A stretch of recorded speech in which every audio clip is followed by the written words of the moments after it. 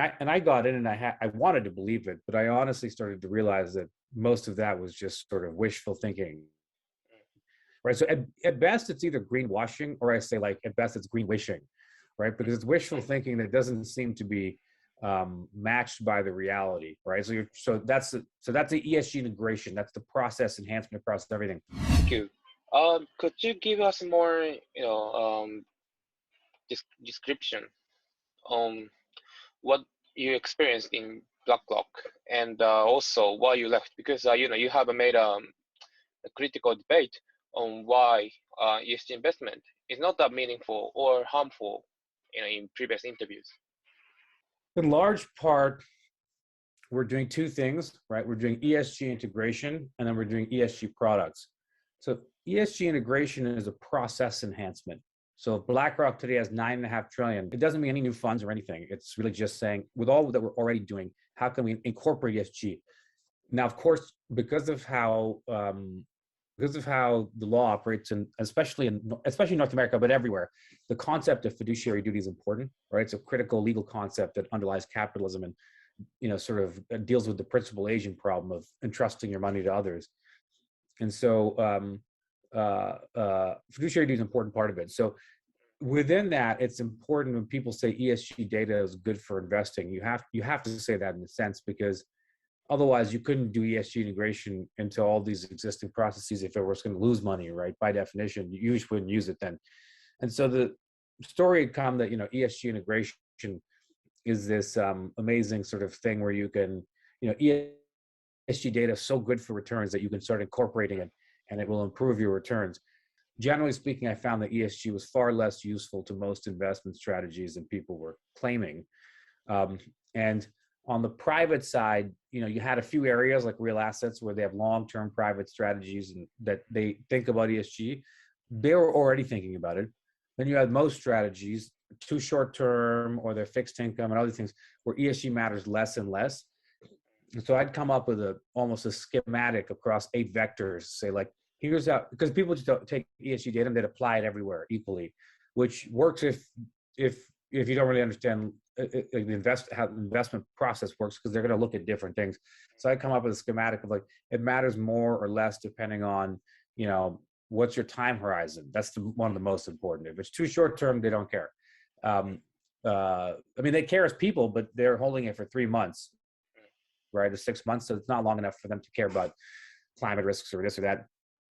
Then there was other ones of debt versus equity, because of course you focus on upside versus downside risk, by geography, developed market, emerging market. And so it's trying to adapt in a thoughtful way around all of it. And what I found from ESG integration is most of the game was not really that it had that much value. ESG didn't have that much value. Most of it was trying to just explain how it does, right? Like, just come up with some materials, say, here's what we're doing. Very much a defensive business activity. And this is an important point.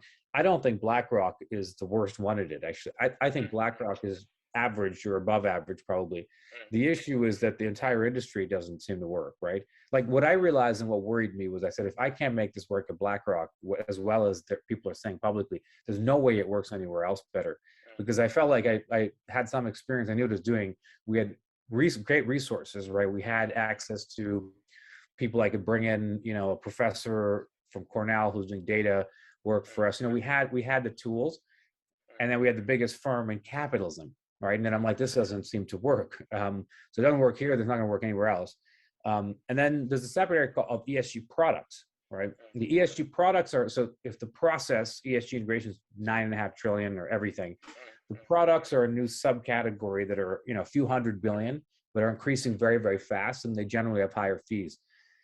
And so the products was ESG ETFs, green bond type of things, impact vehicles.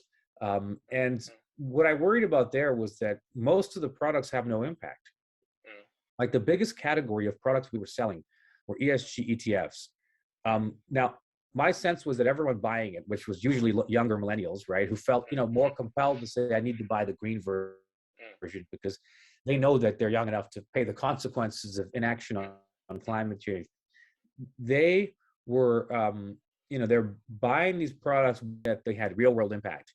Now, impact is defined in the defined as additionality, right? There's a term in the impact space. Additionality just means that like by investing in this was something additional created that would not have otherwise occurred.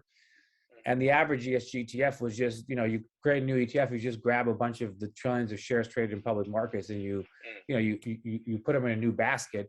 And they realized that people realized that they could just make it slightly greener basket, and then they could sell it for a higher fee to socially conscious investors. I have to say, even when they say there's $500 billion of new ESG ETFs, a lot of people will, and I think Larry Fink probably does the same thing. They'll say, "Oh, look at this, all this new money coming to meet the sustainable financing gap." And you think, well, wait a second. First of all, those are already publicly traded shares, right? Like no new money went to a cause or a company. It's, you bought it off a seller in the market. And secondly, a lot of what they're doing is just upgrading people from the regular ETF to the ESG ETF, right? And so you look at those products and you realize that there's no evidence that they have any impact. There's no reason to believe they have any impact. And all of this got me worried because the narratives around it and the products seem to convince people that there's impact when there's not, and to, in fact, even potentially delay taxes and regulation. Because if business leaders go up and they say, we've got this, buy my green ETF, then the public, especially in the US, is going to be less likely to favor government taking aggressive action to actually change the incentives of the system.